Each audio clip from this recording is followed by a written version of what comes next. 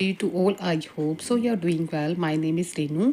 बहुत ही important video है जो कि आप सभी को पता चल चुका होगा कि कल ही एक न्यू नोटिफिकेशन आया था सीटेक की वेबसाइट पर। न्यू अपडेट समझ लीजिए क्या था वो अपडेट। जितने भी आपकी वो ऑलमोस्ट आपने काफ़ी सारे बच्चों ने आंसर की यूट्यूब से चेक की होगी, लेकिन यहाँ पर सीटेक की वेबसाइट पर ऑफिशियली आंसर की आउट हो चुकी है। इसका अपडेट है। आप सभी को एक चीज़ और बताना चाहूँगी कि आपका जो एग्ज़ाम हुआ था, चाहे आपका पेपर 1 है, चाहे आपका पेपर 2 था, दोनों ही एग्ज़ाम हुए थे।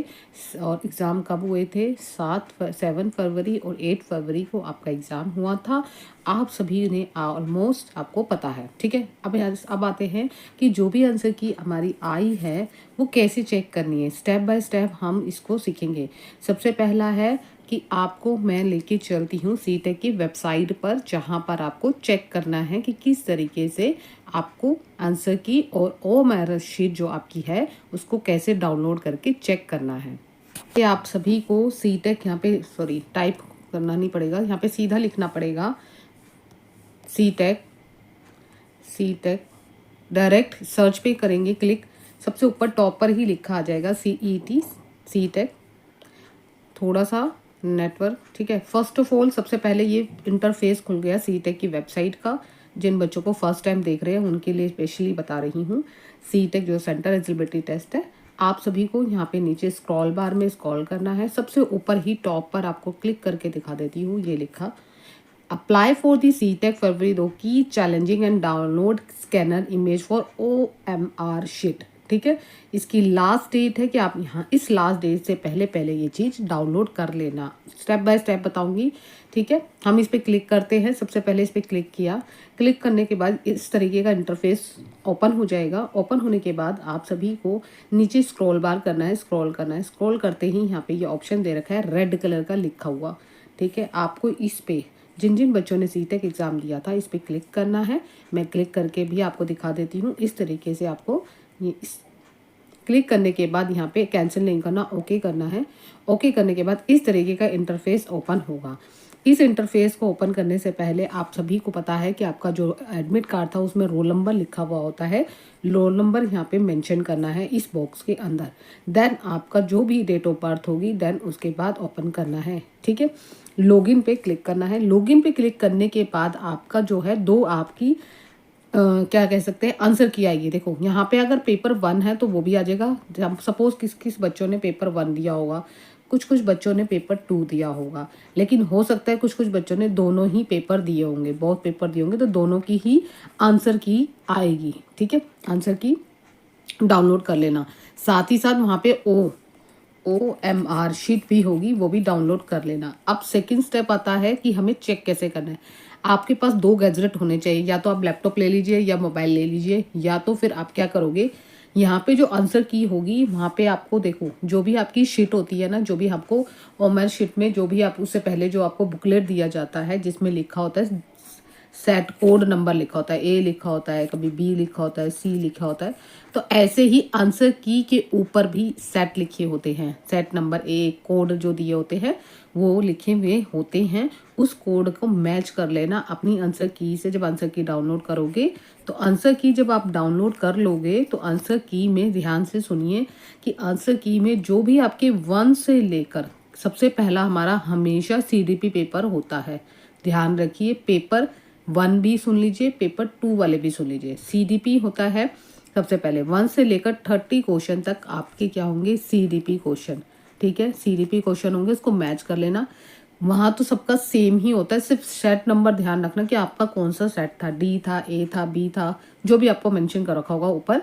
बुकलेट लिस्ट जो आपकी जो होती है ना, जिसमें पेपर शीट के ऊपर दिया था बुकलेट लिस्ट, जिसमें आपको आंसर पढ़ के अपनी OMR शीट में फिल करना होता है। तो इसकी बात का ध्यान रखिए। ये करने के बाद आपको क्या करना है, सेकेंड स्टेप आता है पेपर 2 वालों के लिए। देखो पेपर 1 वाले हैं उनका शायद पहले मैथ्स आता है जो होता है 31 से लेकर कितने क्वेश्चन होते हैं, 30 तक क्वेश्चन होते हैं। उसके बाद काउंट कर लीजिए 31 से लेकर 40 और 41 से लेकर 50 तक, शायद 30 क्वेश्चन होते हैं। ये मैच कर लेना, आप लोगों को पता चल जाएगा। वहाँ पे सेम सीक्वेंस होता है। फिर देन आपका ईवीएस होता है 30 क्वेश्चन। फिर देन आपका जो भी आपने लैंग्वेज चूज़ करी है, लैंग्वेज में बहुत ही ज़्यादा डिफिकल्टी होती है, उसको मैं समझा देती हूँ।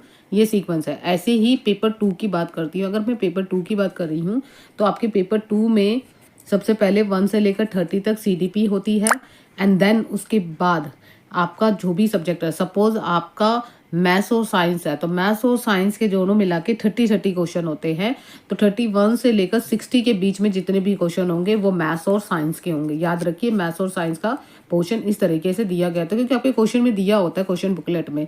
थर्ड इज थिंग कि अगर सपोज आपके 1 to 30 सीडीपी है तो 31 से लेकर 60 तक क्वेश्चन, यानी कि यहाँ पे हम समझ लीजिए 90 क्वेश्चन, सॉरी 90 क्वेश्चन जो होंगे, ये मैं 60 क्वेश्चन टोटल बता रही थी, 90 क्वेश्चन जो होंगे वो आपके एसएसटी क्वेश्चन होंगे। कौन से होंगे? एसएसटी, जो 60 मार्क्स का होता है, एसएसटी क्वेश्चन है। और इसमें एसएसटी में सबसे पहले आंसर की में SOS करके लिखा हुआ होता है, वो एसएसटी के लिए होता है। मैथ साइंस का भी मेंशन होता है, मैथ्स और साइंस लिखा होता है शॉर्ट फॉर्म में, ऐसे इस तरीके से।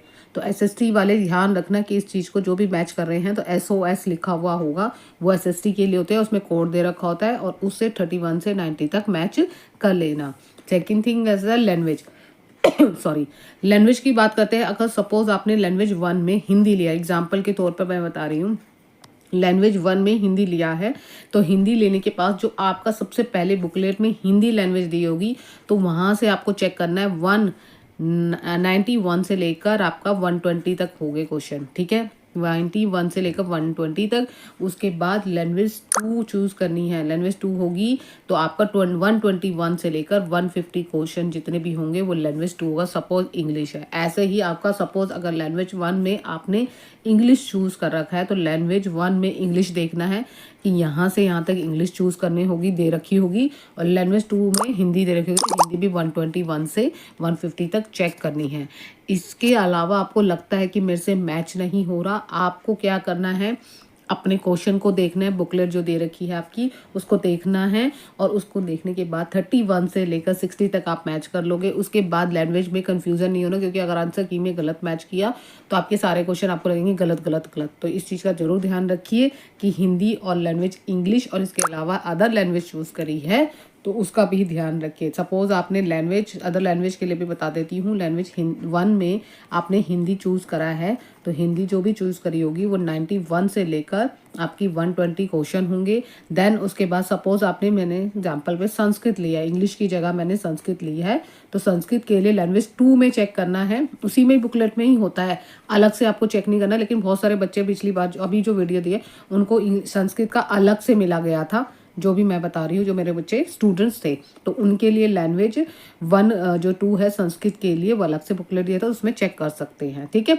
अब आती है कि बहुत सारे बच्चे जो नई फर्स्ट टाइम एग्जाम दिया है उसमें से मैं आपको बता देती हूँ 90 मार्क्स आपके जनरल कैटेगरी से पासिंग मार्क्स होते हैं या 90 प्लस जितने भी होंगे वो क्वालिफाइड होंगे। इसके अलावा ओबीसी हो गया, एससी हो गया, एसटी हो गया, जो कैटेगरीज वाइज होते हैं उसमें 82 मार्क्स होते हैं पासिंग और 82 से ऊपर जितने भी होंगे वो ऑलरेडी पास होंगे। तो इस चीज़ का ज़रूर ध्यान रखिए, क्योंकि आपको अच्छी तरह मैचिंग करना नहीं आएगा तो कहीं ना कहीं आपको दिक्कत होगी। अगर कोई भी दिक्कत होती है तो आप कमेंट्स बॉक्स में कमेंट्स कर सकते हैं। इसके अलावा आपको अगर नोट्स चाहिए, जो मेरा नंबर है 7551125235, यहाँ पे जो सीटेक के नोट्स हैं वो पेड नोट्स है। अभी फ़िलहाल के लिए मेरे पास एसएसटी में जो आपका हिस्ट्री है, हिस्ट्री सब्जेक्ट है, बाइलिंगुअल है, हिंदी और इंग्लिश मीडियम दोनों में है, बहुत मिनिमम प्राइस है, आप ये सभी ले सकते हैं। अगर आपका एक स्कोर, मुझे कमेंट्स बॉक्स में ज़रूर बताइए कि आपके कितने कितने स्कोर बने हैं। और अगर जिन बच्चों का मार्जिन पे है, जब तक रिज़ल्ट नहीं आता तब तक वेट करिए। कई बार होता है कि आपको रिज़ल्ट तक वेट करना चाहिए। यहाँ पे क्या एक बहुत इंपॉर्टेंट अपडेट है एक और देखिए, यहाँ पे चैलेंजिंग के लिए दिया जाता है। चैलेंजिंग मतलब किसी भी क्वेश्चन में आपको डाउट है कि उसका आंसर ये होना चाहिए, लेकिन यहाँ पे मैं फिर भी बता देती हूँ, जितनी भी एनसीईआरटी बुक्स है उसमें आपका जो चैलेंज करोगे वो चैलेंज उसमें प्रूफ होना चाहिए, किसी और गाइड वगैरह से नहीं माना जाएगा, पहले ही बता रही हूँ। और इस चैलेंज की जो फीस रखी गई है वो 1000 रखी गई है। तो आपको मैं इसलिए कह रही हूँ बहुत ही सोच समझ के चैलेंजिंग कीजिएगा, क्योंकि काफ़ी ये मुझे ऐसा लगता है कि ये वेस्ट है। ऑब्वियसली है कि 1000 बच्चा कैसे पे करेगा, ऑलरेडी वो इतने पे कर चुका है, फॉर्म फिल करा है, फिर एग्ज़ाम देने गया है, फिर यानी कि मुझे रेलिवेंट नहीं लगता ये चीज़ें। लेकिन फिर भी अगर आपको लगता है कि आपको किसी भी क्वेश्चन में डाउट है तो आप ज़रूर उसको चैलेंजिंग कीजिए। और चैलेंजिंग के लिए लास्ट डेट आपको बता ही दी है कि 15 जो आपकी 15 मार्च है वहाँ तक आपको चैलेंजिंग कर सकते हो। उसके बाद कोई भी अपडेट नहीं होगा, सारा चीज़ चेंज हो जाएगा, फिर डायरेक्ट सीधा आपका रिज़ल्ट ही आएगा। और रिज़ल्ट के लिए भी आप ज़्यादा से ज़्यादा 15 डेज़ मुझे लगता है लगेंगे, और रिज़ल्ट भी जल्दी आ जाएगा। जब आंसर की मैंने आपको ऑलरेडी बताई थी कि इतने टाइम तक आ जाएगी, मार्च तक ही बताई थी मैंने मिड में। अब रिज़ल्ट भी मार्च के ही लास्ट या लास्ट वीक तक आपका रिज़ल्ट आने की पूरी संभावना थी। क्यों क्यों थोड़ा सा डिले हुआ है, आप सभी को पता है। 2 स्टेट में आपके एग्ज़ाम हुए, तो जो बिहार में आपको नोटिफिकेशन बीच में आया था वहाँ पे सेंटर पे एग्ज़ाम हुए थे, और इसी वजह से थोड़ा सा डिले हो गया। नहीं तो आंसर की और जो रिज़ल्ट है वो ज़्यादा टाइम नहीं लगता, 15 डेज़ के अंतराल में आ जाता है। अगर आपको कोई भी और डाउट हो तो कमेंट्स बॉक्स में कमेंट्स और अपने स्कोर ज़रूर बताइए। आज की वीडियो में इतना ही, मिलते हैं नेक्स्ट वीडियो में। Bye bye, take care.